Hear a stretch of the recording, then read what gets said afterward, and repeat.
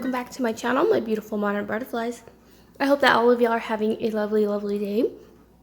Alright, so in today's video, I am going to be doing the November Poetry Challenge by Release the Craftin at RTC, hashtag RTC Poetry 2022. So if you want to participate, just be sure to use the hashtag. You can, these are actually all the prompts, and Priscilla has broke it down into weeks, so that way if you are able to do all of them, you can do that. If not, then you can just do one prompt a week. So if you missed the last one for last week, I will be sure and put that down below. And I did permission. And so for this week, I am going to do Danger. For week 2, I'm going to be doing a little story time, but I will put the timestamp to where you can just hop straight to the poem rather than listening to the story. But if you listen to the story, it'll make a whole lot more sense. I'm going to try to give y'all like a short version of what happened, and if I actually end up going and speaking a little bit more than I should, I'm really sorry. I have a tendency of doing that. Don't worry, my husband has told me several times, just get to the point. So let's go ahead and not waste any more time. Let's jump right in. And also, if you post at least one prompt in a week, you are eligible to be entered into Priscilla's giveaway. So thank you so much, Priscilla, for hosting this wonderful challenge. And the last one that I did, I actually felt some form of release. And so with this one, I feel like I have suppressed a lot of memories because it was traumatic. But anyways, let's go ahead and get into it. So before I flip y'all to the prompt, I'll tell y'all kind of what happened. So I was turning 16 and I am Hispanic, and so we used to travel to Mexico. I have not since then because I was mortified. We were gonna go to familiar places, and I also wanted to get a piñata for my 16th birthday. So we ended up going into different little stores there and different little shops to find like my piñata and stuff. And so on the way back, I will tell y'all how we were sitting. So it was my aunt, my cousin, she is deaf, and you'll see why I mentioned that, and my mother. And in the back seat of the truck, it was my sister, myself, and my other cousin to my right hand side. And so we were traveling in a blue truck, and I specify this because those are details that stick out to me in my head. And in this particular blue truck, a couple of days before we went on this trip, my aunt had specified that they had put blue painter's tape around the back window of this particular truck because one of my cousins had broke it with a rock. Complete accident, but they had repaired it, and the only thing that was helping it cure was some painter's tape. Anyways, okay, I'm getting nervous. Okay, so anyways, we were coming back from this trip. We were really excited. My piñata's in the back of the bed of the truck, and along with a bunch of like bins and totes that we had put clothes inside just in case it rained. And since we would be traveling on the road, just in case if it would rain, you know, they'd be protected. So anyways, we were on our way back home, and we were traveling through the Guadalupe Mountains. And as you know, back in the day, cell phones were not what they are today, but mine did not have internet or anything like that. So just keep that in mind. I am turning 16, so this is a couple years back, but it still haunts me to this day. So we're traveling through these mountains, and my aunt says, it's so beautiful out here. At some point, we should stop at a rest stop and we should take photos together. You know, how cute would that be? And my mom, she's like, I mean, we could, but you should hear the horror stories that have come from rest stops. And of course, you know, we're like, yeah, but like that's in movies and stuff, and like that's the only stuff that you see on the news. And so we did not stop to take photos, but not too long after that, my mother had this strange feeling come over her, and she said, I don't know, something's not right. And of course we're like, why? What's wrong? What's going on? And she's like, I don't know, I have a really strange feeling. Well, as we were approaching a vehicle that was up ahead, we saw that all 4 doors were open, the trunk was open, and even the hood was open. So we're approaching this car, And we look at it kind of like, well, what's going on there? Like, what's happening? And we're going at an upper hill in the Guadalupe Mountains at this point. So it's like, it's going up very steep. And all of a sudden we see this man run from the vehicle that had all the doors open. And I want to remember the car, but these are details that I've tried to suppress so much, like even like the memory of it. But anyways, so he runs out of this car. I can't tell you what color it is or anything. But this man jumps out of the car and starts running towards us and gets in the front of the truck and puts his hands up, like gesturing for us to stop. So as he's gesturing for us to stop, my aunt doesn't stop, but she kind of swerves around him. And so we're going to pretend that this is my aunt's truck. So he runs to the back of the truck. Boop, boop, boop, boop, boop, boop. And we're going fast, guys. Like, we're going so fast. At this point, I'm going to put like a little warning here. If anything that has to do with like violence, I would suggest that you guys click off if y'all can't handle that kind of stuff, or it's just too much for y'all. So just click off of this video now, and then just skip to the timestamp of where I will say my poem. Okay, so anyways, so he runs to the back of the truck, and we're talking like we're going 80 miles per hour. And of course, we have slowed down just a smidge because we're going at a uphill. And so now he's hanging on to the back of the truck, and my aunt's swerving, and so he's holding on for dear life. I'm looking to the back, like through the back window. I've turned around and I'm looking at him. I'm just like in shock. You know, I'm in shock. I've seen this guy just holding on. And now the vehicle that he's jumped out of has now circled and jumped over the median, because there was a median between, because, you know, there's two lanes here. And then they've got their 2 lanes after the median. So at this point, we're able to swerve because it's a 2-lane situation.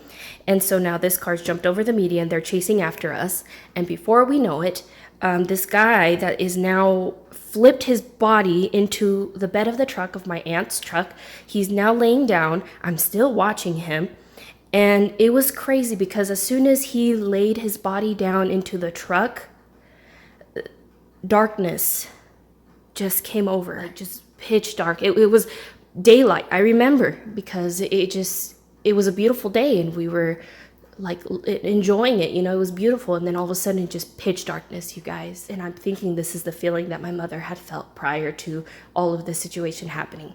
Crazy. So he's laying down in the bed of the truck. He lifts his shirt up and withdraws I'm not going to say because I don't know if I will get in trouble, but he's pulled out, yes. And so now he's got a fire going back and forth with a vehicle that had just had all the doors open. Now they're in a high-speed chase with us, and this guy is going at it with them. And as soon as that starts happening, he points it towards us and the glass. So imagine it's like you're me, and it's just pointing at you like this. Sorry, I'm shaking. And so I remember still seeing sparks from the last one that he had fired. And so I let out a scream. We get told by my mom and my aunt to start getting down. And so this guy was very tall. We're talking so tall to the point that as he's leaning in the bed of the truck, his body reaches all the way to the front of the truck where my aunt is driving, because my aunt's driving and my mom's sitting on this side. And so he starts knocking with the butt of the weapon. And so he's telling her, if you don't go faster, I will, you know. So she ends up speeding up. And at this point, there is no longer 2 lanes, but a single lane of just road. On occasion, she would try something to kind of like warn other people for help. And anytime we would do something, he would get infuriated and didn't want us to signal to anybody what was going on.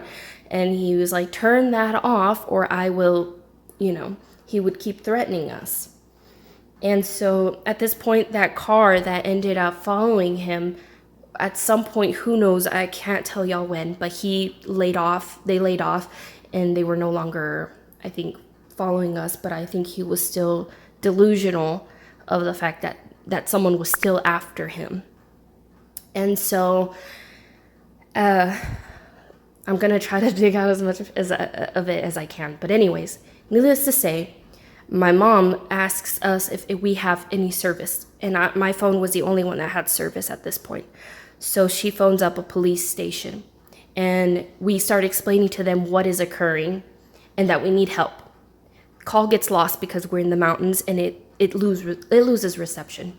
That happened about, I don't know, maybe 7 times that the call was dropped. We ended up reaching 4 police stations, and so every single time that we had a call back, we had to re-explain what was going on to the person that was answering our phone call because it kept dropping.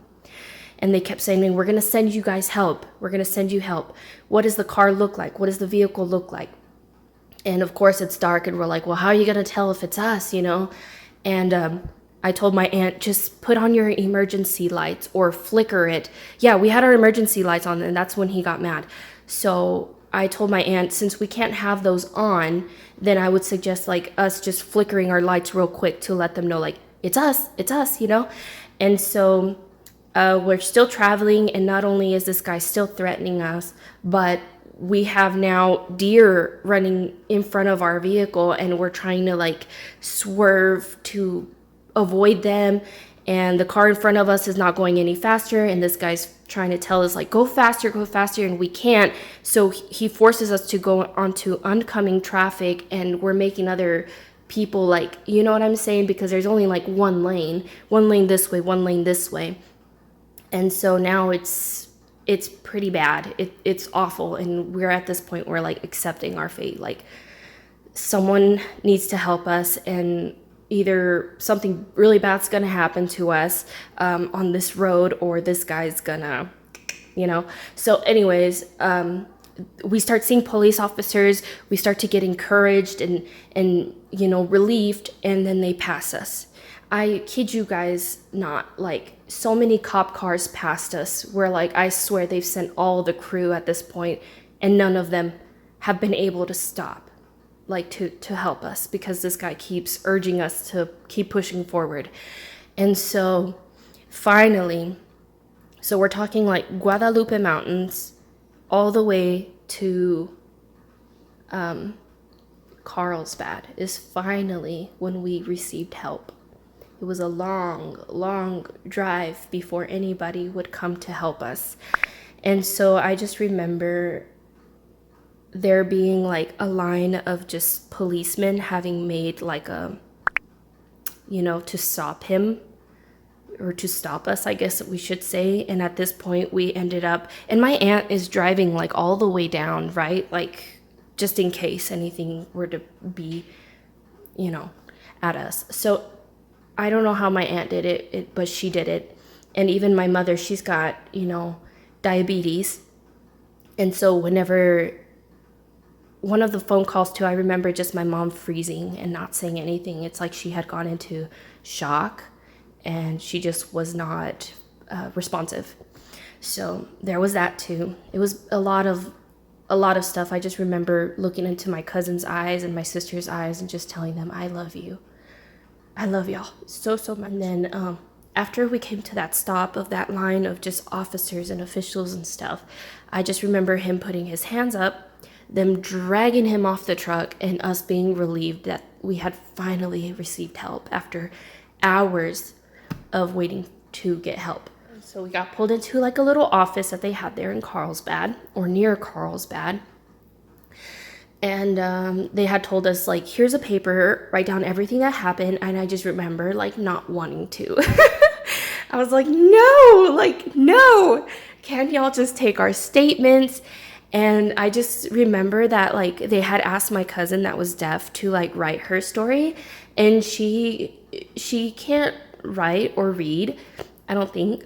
And I just remember her, like, translating to them in her sign language that she just remembers, like, you know, she can't hear, but she knows how hard this guy was hitting the glass of the truck, and she just reenacted him hitting the truck, her covering her ears and saying how loud it was. Like she kept reiterating it was so loud, so loud.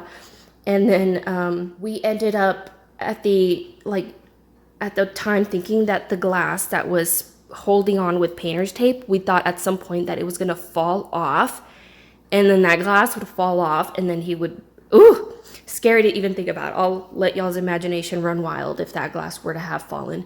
But anyway, so just painter's tape, guys. Like, I swear to God, I think that God sealed that glass with his finger, because I think it would have fallen. I really do. But anyways, that is my story. I know it was long. I'm so sorry. I try to shorten it as much as possible. But okay, let's go ahead and read the poem, because that's what y'all are here for. So that's what my poem is going to be about. And I put true story here. So I put Danger Week 2 November Poetry Challenge. And I put turning 16. I wrote, she could see their excitement was still on their faces. They had gone to visit so many places, laughing and talking like the future was ours, not yet knowing what would transpire. Their adventure was not yet over, as an eerie feeling came over. A life-changing moment in a blink of an eye. Could this be their last goodbye? Hands clasped tight to the wheel, others on the floor, heads down as we kneel. They looked into the darkness, accepting their fate. Knowing is coming. It's far too late. And that's it. Whew, okay. Anyways, thank you so much for joining me, and I greatly appreciate it if you stuck around till the end of this story / poetry. It's one of those things that like I dreaded writing about then, and I still didn't want to, but I don't know. It's one of those things that I feel like I do need to work through, and I do need to try to find a way to, I guess, heal, which I know it's not, I'm not going to be the same after this incident, you know? It's one of those things that you only see in movies. But we experienced it, we went through it, and I'm, you know, I hate to say it, but I'm glad that I wasn't alone.